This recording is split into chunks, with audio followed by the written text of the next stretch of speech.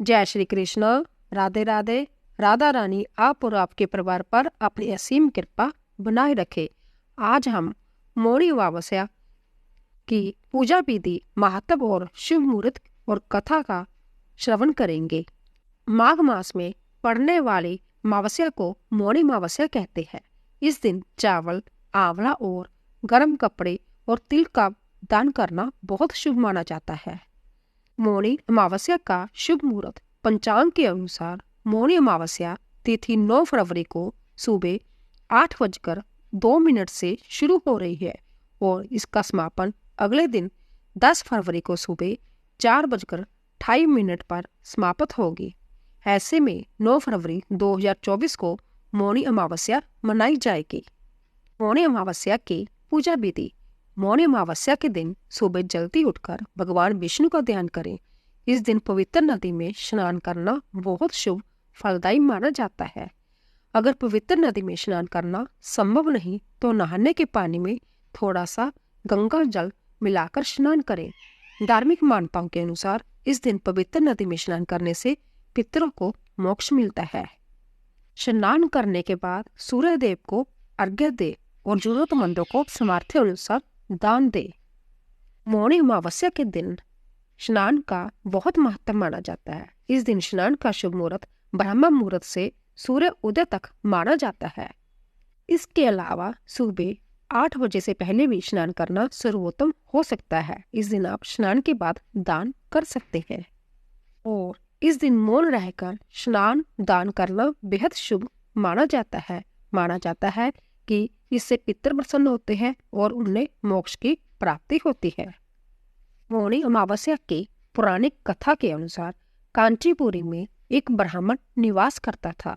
उन ब्राह्मण का नाम देवस्वामी था और उनकी पत्नी का नाम धनवती था। उनके दोनों के पास 7 पुत्र और 1 पुत्री थी। पुत्री का नाम उन्होंने गुणवती रखा। ब्राह्मण ने 7 पुत्रों का विवाह करके अपने सबसे बड़े पुत्र को बेटी के लिए वर खोजने भेजा। उस समय एक पंडित ने पुत्री गणवती की जन्म कुंडली देखकर बताया कि सप्तपदी होते होते जय कन्या विधवा हो जाएगी। जय सुन ब्राह्मण ने पंडित से पूछा कि पुत्री के इस वैधवा दोष का निवारण कैसे होगा, जिस पर पंडित ने बताया कि सोमा का पूजन करने से विधवा दोष दूर हो जाएगा। पंडित ने सोमा दोबन के बारे में बताया कि वह एक दोबिन है।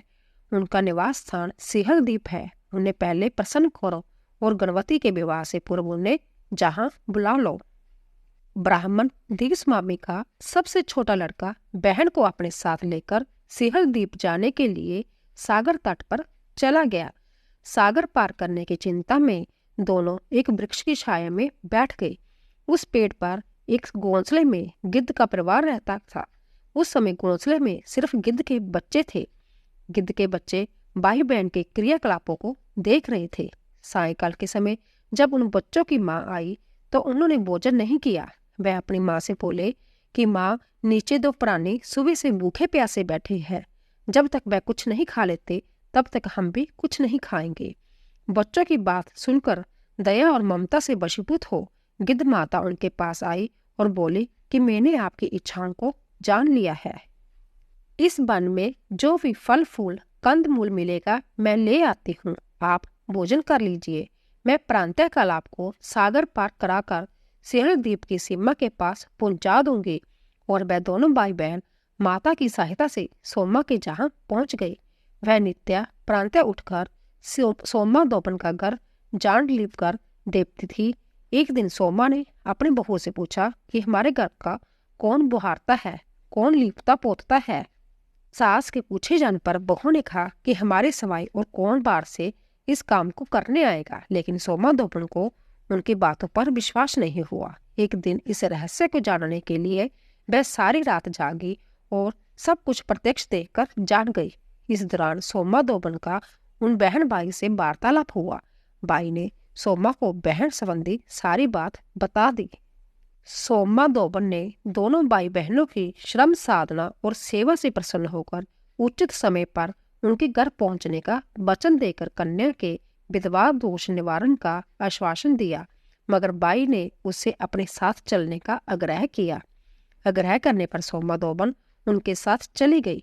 चलते समय सोमा ने बहू से कहा कि मेरी अनुपस्थिति में यदि किसी का देहांत हो जाए तो उसके शरीर को नष्ट मत करना, मेरा इंतजार करना। इसके बाद सोमा उन दोनों बहन भाई के साथ कांचीपुरी पहुंच गई, जिसके दूसरे दिन ही गुणवती के विवाह का कार्यक्रम तय हो गया। सप्तपदी होते ही उसका पति मर गया। सोमा ने तुरंत अपने संचित पुण्यों का फल गुणवती को प्रदान कर दिया। तुरंत ही उसका पति जीवित हो उठा। सोमा उन्हें आशीर्वाद देकर अपने घर चली गई।